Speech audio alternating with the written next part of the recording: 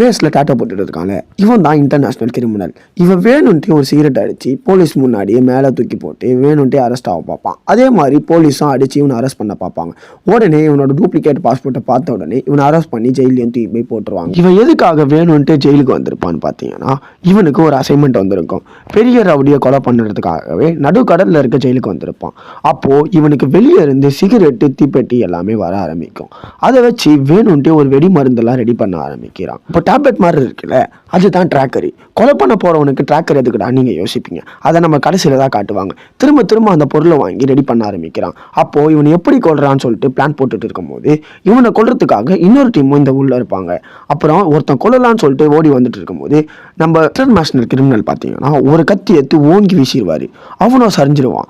உடனே இதை பார்த்த வில்லன் பார்த்தீங்கன்னா, நீ வந்து என் டீமில் வந்து ஜாயின் பண்ணிக்கோ, நீ எனக்கு பாதுகாப்பாக இருன்னு சொல்லிட்டு இவன்கிட்ட ஹெல்ப் கேட்பான்.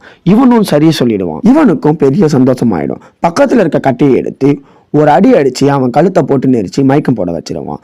உடனே பக்கத்தில் இருக்க சூப்புலேயே ஏதோ போதைப் பொருள் மாதிரி கலந்து அந்த வில்லனுக்கு ஊட்டி விட ஆரம்பிச்சிருவான்.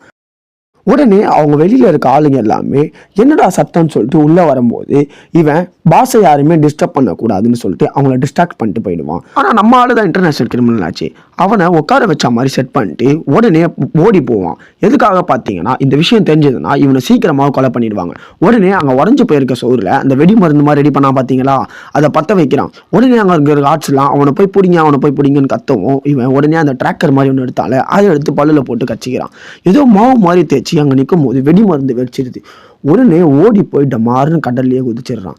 எதுக்காக அந்த ஜிபிஎஸ் டெஸ்ட் பண்ணான்னு பார்த்தீங்கன்னா, அப்போ தான் அவங்க வெளியில் இருக்க ஆள் வந்து இவன் எங்கே இருக்கான்றதை கண்டுபிடிப்பாங்க. தேங்க்யூ.